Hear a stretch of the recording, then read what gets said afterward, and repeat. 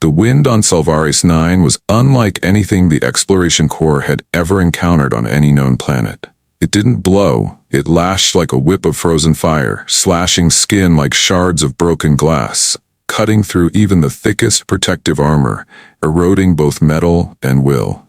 When reconnaissance vessel CRV-72 was torn off orbit by a polar storm, no one believed there would be survivors, and yet, he lived, alone, slowly petrifying in a cold so brutal it killed even sound. His name was Riven, a biosystems engineer with the Solari Exploration League. His mission had been simple, to install thermal biological sensors for geologic activity beneath the ice shelf. But the storm struck earlier than predicted. The ship's navigation system collapsed entirely. The scouting drone lost all signal. Communications were cut, and Riven was stranded in a vast field of white, with no direction, no guide, and no hope. Each step buried him waist-deep in snow, so cold that every joint in his body screamed. His HUD screen flickered red relentlessly, flashing a single, blinding warning: core temp critical, system collapse imminent. But Riven no longer had the strength to react. He trudged forward like a dead man walking, breath freezing instantly across his visor. He knew he was close to collapse, and if he fell here, no one would ever find his body. Not ever. Just as the delirium was about to consume him fully, a faint light pierced through the blizzard. Blinking. Distant, but unmistakably artificial. A mobile shelter? He didn't think. He just moved, launching the last fragments of strength toward that flicker. His legs sank like anchors, disconnected from the rest of his body. He dropped to his knees, clawed at the ice with numb fingers, dragging himself forward like a mortally wounded animal. And then, his hand touched something, a beacon pole, and everything went black. Inside the high-grade survival tent, clearly not of human design, a woman opened her eyes. Her sensors had just detected a biological anomaly within a 20-meter radius. Body temperature dropping fast, the shape human, not native. She rose, unhurried and unalarmed, but her eyes sharpened slowly, like a blade being drawn from its sheath. She retrieved her plasma sidearm, checked the charge, then unsealed the outer airlock and stepped into the blizzard, and came face to face with a man, lying face down in the snow. Her name was CL Aris, a bio-warrior of the Varelian species, a race evolved to survive in extreme environments with biostructures designed to respond to temperature and foreign pheromones. Her kind followed one rule without exception: no skin-to-skin contact with humans, not unless absolutely necessary. Because once biological harmonization began through thermal transfer, it ceased to be rescue. It became a mate-marking reflex, an irreversible reaction. But the man before her was dying, and if she didn't act now, he would be dead in minutes. CL moved closer, rolled him onto his back. Her eyes swept quickly over the telltale signs: bluish skin, frozen lips, pulse nearly gone. His protective suit had failed. She exhaled slowly, closed her eyes for just 1 second, as if bracing herself. Then she unzipped his suit, stripped away the insulation layer by layer, her fingers sliding over skin that felt like carved ice. So fragile, so human. She pulled out a biothermal shield, pressed the activation node. A transparent barrier flared to life, glowing faintly. Then she shed her own armor. Varelian skin shimmered silver gray, laced with self-heating dermal biofilm. CL slipped in beside him, pulling both their bodies under the shield. Skin to skin, her chest pressed to his. His scent, foreign, warm, instinctively wrong, hit her senses. But what stopped her cold was the sudden jolt from deep within her neural core. The first signal of pairing reflex, beginning to surge across her system. She clenched her jaw, wrapped herself tighter around him, fighting to keep her mind intact as the hormonal spike rolled like a tidal wave through her blood. "You better survive this," she growled softly into his ear. "Because if I just marked a corpse, I'll drag you back to life just to kill you again." Inside the bioshield, 2 heartbeats began to sync. One strong, one fragile, but stabilizing, and beneath the skin now pressed tightly together, a chemical bond, impossible to reverse, had begun to form. There was no sound except breathing, no light except a dim halo radiating from the biotent walls. But the first thing he felt upon waking was heat, a strange warmth enveloping his entire body, not like a blanket, not like a heater, but living heat, humid, rhythmic, pulsing with a heartbeat. He opened his eyes, blurry. Frost still clung to his lashes. He turned his head, each vertebra in his neck cracking in protest. And then that face appeared, just inches away. A woman. Her skin shimmered silver gray, like living glass. Her jet-black hair clung damply to her temples from sweat. Her eyes, icy blue like primal frost, were staring at him with a gaze, tightly restrained. The first sensation he truly registered was her chest, pressed against his, soft, warm, and bare. He flinched slightly, but before he could speak, a voice whispered near his ear. "Don't move. Your neural pathways are still restructuring. Sudden movement could trigger neuroshock." Her voice wasn't commanding, nor was it gentle. It was direct, like someone who had survived too much to waste words on the fragile. "Who are you?" he croaked, tongue nearly frozen. "CL Eris, bio-warrior, Varelian class." He swallowed hard. "Did you save me?" "No, I just didn't want a human corpse contaminating my protection radius. Corpses attract corpse hunters." Riven exhaled, his eyes staring up at the vaulted ceiling of the biotent, made from organic compound mesh. For a long moment, he said nothing. Then he slowly turned his head to look at her again. Their breaths mingled in the tiny space between them, so close that the slightest tilt could bring their lips together. "And this thing we're doing right now?" "Thermal transfer. Pure biology." But there was nothing pure about it. She felt it too. Her gaze flicked away for a fraction of a second. The air was thick, dense with pheromones, rich enough to make the biosensors lining the tent tremble. She knew, and now he was starting to know too. As his nervous system began to recover, Riven felt every heartbeat thudding harder. Not from survival, but because of her. CL's body was pressed against his like a second skin, radiating uneven waves of warmth. At times gentle, at times like rising undercurrents ready to overwhelm. From chest to stomach, thigh to shoulder, there was no space left between them. Every nerve in his body awakened, electric pulses surging beneath his skin, drilling down to the base of his spine. That's when he realized the real danger wasn't the cold outside, but the heat she was pouring into him. CL said nothing, but her breathing had grown shallow and quick. She clenched her body tighter, deliberately keeping her face away from his neck, but the Varelian instinct was taking over, too strong to suppress. Her biology had been engineered to synchronize and imprint with compatible organisms through direct skin-to-skin heat transfer. And somehow, his body was matching her on a level she had never encountered before. Her skin began to secrete a faint enzyme, a thin sheen glowing against the dim light, which made Riven's skin flush red as if being gently scorched. But there was no pain. Instead, a strange hunger ignited, hunger for her breath, her touch, the urge to pull her closer. Both of them felt it, something far beyond biology. They were no longer a rescuer and the rescued. Riven slowly raised his hand, reaching toward her side, then hesitated. "May I?" he whispered. She didn't answer, but she didn't pull away either. He touched her.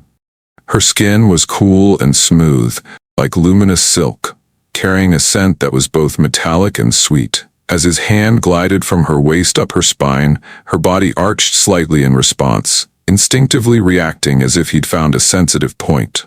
She let out a breath, sharp, involuntary. And Riven understood in that moment that something deeper was forming between them, a biological tether. "This," he whispered, "this isn't just survival anymore, is it?"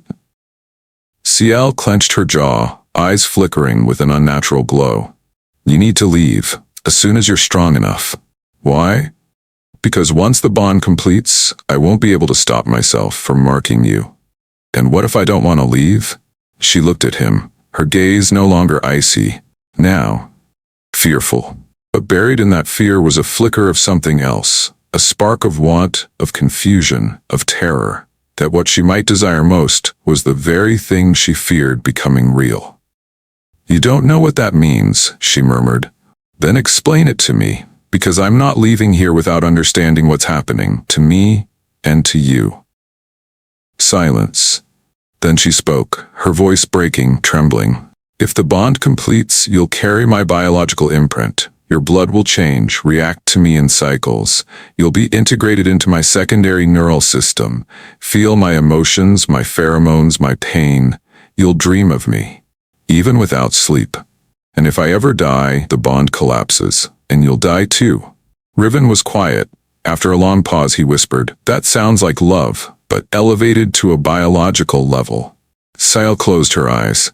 "It's not love. It's possession. There is no way back." Riven placed his hand gently against her cheek. "Then let me be the first to find out if being possessed by you is worth it." She didn't pull away. Their eyes met once more, and from that moment on, they were no longer just two survivors. They were two halves of a forming connection, irreversible, indivisible, and now exposed to the dangers beyond. Because the marking enzyme was already seeping beyond the biotent, and the hunter systems were closing in. The kinetic alert on the bioshelter's sensor wall flared for the first time, 100 meters out. Sile spotted it instantly. Not native life forms. It was an enzyme scanner. The kind deployed by both Varelian biological strike teams and the Human Alliance in missions labeled Elimination of Non-Standard Biolinks. She stood up in one swift motion, pulling her bioarmor back on in under 40 seconds. Her skin still glistened with sweat, still warm from the unfinished bond, but her eyes had gone ice cold, ready to kill anything that moved. "They're coming," she said sharply. Riven sat up, still dizzy. "A rescue team?" "No. If it were rescue, they wouldn't be scanning at enzyme level 6. They're tracking for unauthorized bonding." He stood, muscles still sluggish, but his mind was sharp now. "So, we're the target?" "Not we." Ciel locked eyes with him. "You. Because you triggered the first enzyme resonance with a species never bonded to mine. You're an anomaly, a biological wildcard, and the law of both our races doesn't allow wildcards to live." Riven clenched his fists. "Then we fight."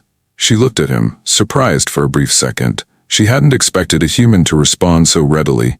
But the bond was already affecting his physiology. He wasn't just human anymore. He was marked. Ciel opened a gear hatch, tossing him a short-range plasma gun and a basic neural stim booster. "Do you even know how to use this?" "Last time I fired one, it took an arm off a recon drone." "Good. Just make your shots count this time." In the distance, the growl of biomechanical engines skimmed across the ice crust. Her scanner showed 3 mobile units, a low hover support drone, and a scent-lock signal relay. They weren't searching for survivors. They were following the enzyme trail leaking from Riven's skin. Ciel pressed an emergency panel. The entire tent collapsed into a chemobiological field. She pulled Riven behind a wall of ice, where she'd stashed a personal defense module. She pressed her palm over his wrist, right where his skin had already shifted color from the forming bond, and whispered, "If you survive this, I won't be able to stop the connection. Do you understand?" Riven nodded. "I don't plan on dying before I know exactly what that means." Their eyes locked for one heartbeat longer. Then, no more words. The hunters had arrived. The first shot cracked through the frost like thunder. Riven dove sideways, dodging a pulse blast, then fired back toward the right. A metallic shriek rang out. A direct hit. Ciel moved like a silver storm. She didn't fight like a soldier. She hunted, with the instinct and velocity of something bred for survival. Every pivot, every strike left her enemies dazed and bleeding. One attacker lunged from behind, enzyme blade raised. Riven spun, no time to aim, he just pulled the trigger. The blade grazed his cheek, almost, but the plasma bolt tore through the target's neck. The body dropped, smoking. The fight lasted less than 2 minutes. 3 bodies lay scattered across the frozen ground. equipment scorched. But the enzyme bond still pulsed, and the signal had already been sent. The moment they were detected, CL knelt by the last corpse, extracting a biochip from its neck. Her eyes darkened. My command just issued an official kill order on both of us. Riven wiped blood from his jaw. Because of the bond? Not just that, because if you survive, and the bond completes, it could rewrite every biological law between species. And some forces don't want that future. He grabbed her hand, firm. Then let's rewrite it.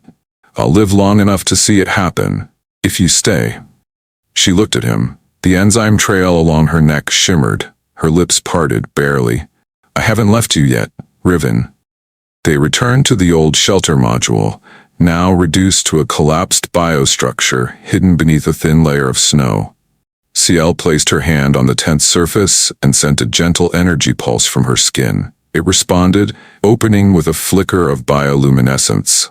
Outside, the wind still howled, but inside, the warmth from their last visit hadn't entirely faded. Riven sat down, leaning against the soft, damp wall. He was used to the wetness by now, used to the faint enzyme scent in the air, to the dull ache at his marked wrist, and to the way CL looked at him, as if torn between the instinct to claim and the reason to let go. She said nothing, just removed her armor, slipped off the underlayer, revealing her silver-gray skin glowing like living metal. She slid closer, not rushing, not hesitating. I need to stabilize the connection, she said quietly. If the enzyme spreads unchecked, your body will trigger rejection, fever, possibly seizures. Riven nodded. Then do it. Not like before. Her voice dropped. This time, I have to give the primary mark. He didn't know what that meant, but he could already sense it wasn't just about thermal transfer anymore. This was something serious, permanent. Sile climbed onto him, legs wrapping around his waist. She leaned in, forehead touching his, then slowly lowered her lips to his left shoulder, right where the vein brushed close to the skin. The moment her teeth grazed his flesh, Riven jolted, not from pain, but from the shiver shooting down his spine. Sile bit down, lightly, no blood, no deep puncture, just enough to embed a secondary enzyme trace. From the point of contact, a faint glow of bluish light spread like a living current. Sile's skin, normally silver, began shifting, taking on hues of turquoise and soft pink, the unmistakable sign that her enzyme pathways had connected with a genetically compatible cross-species mate. She gasped, eyes closed, her body trembled. Riven wrapped his arms around her, feeling the heat rise. Her heartbeat raced. Sweat formed at her collarbone. Her chest heaved, he whispered. Are you all right? Sile opened her eyes, her pupils now shimmering with a soft violet hue. Not completely. My body is transitioning. Transitioning into what? Assimilation phase. You mean? I won't be able to bond with anyone else. I won't be able to mark another. My entire biological structure is now adjusting to your code, your scent, your resistance, your neurofrequency. Riven exhaled. So you're becoming part of me? CL looked into his eyes. There was no more warrior in her gaze, only the raw, stripped-down self. Desire, fear, love. Yes, and you were mine from the moment you survived in my arms the first time. She leaned in, kissed his neck, then his shoulder, then his chest. Not for healing, not for survival, but because she needed it, needed touch. Needed to confirm this was real, not reflex, not instinct. She needed to possess and be possessed. Riven responded. His fingers tangled in her hair. Their lips met. Their bodies began to move in rhythm, as though they'd been made for the single fusion beneath the dim glow of this living shelter. Every emotion crashed down at once. Pain, hunger, fury, fear, longing, love. And then it exploded. A wave of enzymes surged through them both, rippling against the bio-walls, making the shelter quiver. Riven's biosignature lit up. The primary mark was complete. Sile collapsed against his chest, lips still brushing his skin, whispering like a vow. If anyone kills you, I will lose my mind. And if I die, the bond inside you will crush your heart from within. Riven held her tight. Then, we live together. Or die together. She gave a faint nod, closed her eyes, and for the first time, she slept in the arms of someone not of her kind, but from now on, the only one. The next morning, as the first light of Selvaris 9's sun pierced through the thin ice layer above the shelter tent, Riven awoke. He didn't know how long he had slept, only that, for the first time since arriving on this planet. The sleep was free of nightmares, free of the howling wind that crept into his mind. All that remained was Ciel's gentle breath in his ear, her heartbeat pressed against his chest. She was still asleep, curled up in his arms as if their bodies had never been separate. Her skin still shimmered faintly with the greenish-blue hue of post-integration enzyme, and the biological pulse running along her spine subtly matched the rhythm of his own heart. She had become a part of him, in every biological sense of the word. Riven carefully turned over and stepped out of the shelter, activating the mobile sensor interface he had improvised from the fragments of a broken drone. The newly scanned data showed a large movement pattern 10 kilometers away, not a storm, but a mobile coordination unit of the biocontrol forces. They were sweeping in the direction of their tent, time remaining less than 3 hours. He turned back. Ciel was already awake, suiting up, her eyes no longer hesitant. She knew they had no time left. The only way to survive, she said quietly, is to break out of the control zone and reach the dead zone near the northern pole. There, communication systems can't penetrate, but no one has ever returned from there. Riven unlocked his plasma weapon and strapped on the emergency enzyme pack. Then we'll be the first. Ciel stepped closer. You don't understand. If they catch you, the bond will be forcibly dismantled. That process has no anesthetic. Not for the body, not for the mind. Riven placed his hand on her neck, where the glow of the bond still faintly pulsed. I won't let anyone take it from you, not even me. She looked at him, and for the first time allowed herself to soften. The warrior receded in her eyes, replaced by the woman staring at the man who had chosen to live or die by her side. I'm afraid, she whispered, afraid that when this ends, I'll be alone. And you'll become an experiment in your own species' lab. Riven smiled. Then I'll show them. Some things can't be analyzed under a microscope. Ciel activated the tent's defense protocol, transforming it into a biological shield, charging its primary energy cells. She checked the last enzyme power levels, then nodded.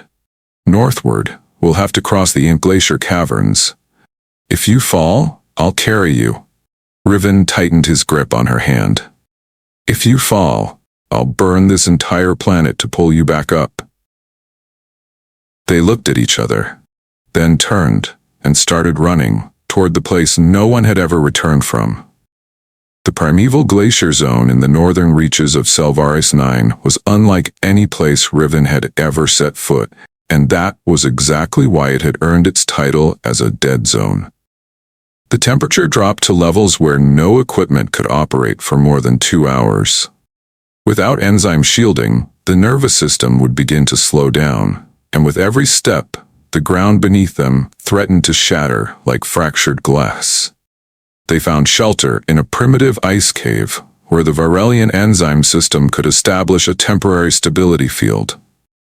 Ciel installed a biological diffusion device into the icy wall, creating a thin, almost invisible protective membrane.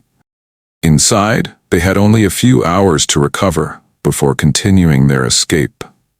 Riven sat against the frozen wall, watching the enzyme veins across Ciel's body glow like living bioluminescence. He no longer saw her as alien. He only saw her as the woman who had once risked everything in a storm just to hold him close, to give him the last breath she had left. You once said, Riven finally spoke, that once the bond is complete, you can't belong to anyone else. Ciel nodded, not meeting his gaze. It's true. And if I die? My body will trigger an autoenzyme collapse. It'll burn out the entire neural link pathway. It causes internal organ decay. And what about the other way around? She turned to him, her eyes dimming. You won't die quickly. The enzyme bond will begin severing neural segments one by one. You'll lose memory, then the capacity to feel. Eventually your heart will stop. But the cruelest part is, you'll still be aware of who you're dying for, and you won't be able to stop it. Riven swallowed hard, then nodded. Then I won't die, and neither will you. He stepped forward, kneeling in front of her. He took her silvery gray hand, the joints faintly glowing with soft enzyme pulses. But we can't keep running forever, can we? CL didn't answer, but a sharp beep from her compact sensor did. A biological identity signal had just been locked by the Varelian Biocontrol Center. That meant the enzyme warrant has been issued. She tightened her grip on his hand. You're no longer considered human. You are now a classified, forbidden-level biological pair. Riven looked up, his eyes red, not from tears, but from rage, from pain, from love. Then we stop running. We go back, not to explain ourselves, but to force both species to look directly at what they've created. Sia looked at him and saw not a fragile man in need of rescue, but a partner, a life mate. Someone who had chosen to live and die with her, even when the entire world stood against them. She spoke softly, if we return, there's only one way to stop them from severing our enzyme bond. What is it? We must perform the final enzyme completion rite, the last biological ritual. Riven nodded. Do it. CL said nothing more. She just stepped forward, removing her armor piece by piece, revealing a body glowing with enzyme light. Every curve of hers seemed drawn by living bioluminescent strands, pulsing in rhythm with her heartbeat. It wasn't just a body. It was a biological language, calling, demanding, inviting the final fusion. Riven removed his protective gear as well. He wasn't a warrior, but every step he took toward her was firm, sure, without hesitation, as if his entire life had led to this single moment. When his hand touched her waist, that cool skin quivered slightly. She didn't pull away. She didn't resist. She raised her face to him like a wild being finally being called home to her true form. Riven pulled her close, kissed her forehead, then her lips, then her neck. She curled into his arms like a wave crashing against stone. What surged between them wasn't just lust, it was hunger for the soul, a cry to the universe itself that said, I've found the other half of me. They joined, not rushed, not frantic, but slow, intense, like an ancient rite long forbidden, long burned from the records, now resurrected in the dead ice zone. With each motion, Seal's body glowed more intensely. From her wrists, from the ridge of her spine, from her breasts pressed to his chest, enzyme light flared like a sacred ritual registering life. At the peak, Ciel threw her head back, eyes wide, a guttural sound bursting from her lips, not quite human, and in that instant, from deep within both their spines, a secondary enzyme surge activated. Riven's immune system accepted it instantly. No rejection, no immune shock. Only absolute integration. She collapsed in his arms, like a beast who had just fulfilled her most sacred instinct. Riven held her, his hand gently stroking her back, where the glow still pulsed with his heartbeat. So now, they can't sever the enzyme bond anymore, right? He asked, breathless. Seal chuckled softly, resting against his shoulder. They can try, but only by killing both of us at the same time. Riven nodded. Good. The next day they returned to the central hub, not to surrender, but to stand in the middle of the Varelian Biocommand Square. As the crowd gathered, weapons raised, Ciel stepped forward and spoke. The bond is complete. He is mine, and I am his. Anyone who touches him, I will trigger full-body enzyme overload, and even in death I'll leave bioscars on every piece of your equipment. Riven stood beside her, saying nothing, just holding her hand, and raising the other, where the enzyme mark glowed bright red. He had been claimed, and he chose to keep that mark forever. Silence fell across the plaza. A commander stepped forward, clad in silver armor, eyes cold as frost. You have broken the law, Riven replied, then write a new one. For a long moment the commander said nothing, then raised a hand, signaling for the weapons to lower. You are precedent. But if you betray the enzyme bond, death will come without command. Sile bowed her head. We do not live to betray. Riven looked at her. We live to make this universe learn to accept what its genes never accounted for. And so they lived, not in peace, but in the unwavering resolve to protect what millions of genetic codes had declared impossible. But love doesn't need coding. It only needs two hearts that can feel, and a storm strong enough to force two alien bodies to cling to each other in order to survive. Touch her, and the whole planet melts. Touch him, and her entire species transforms.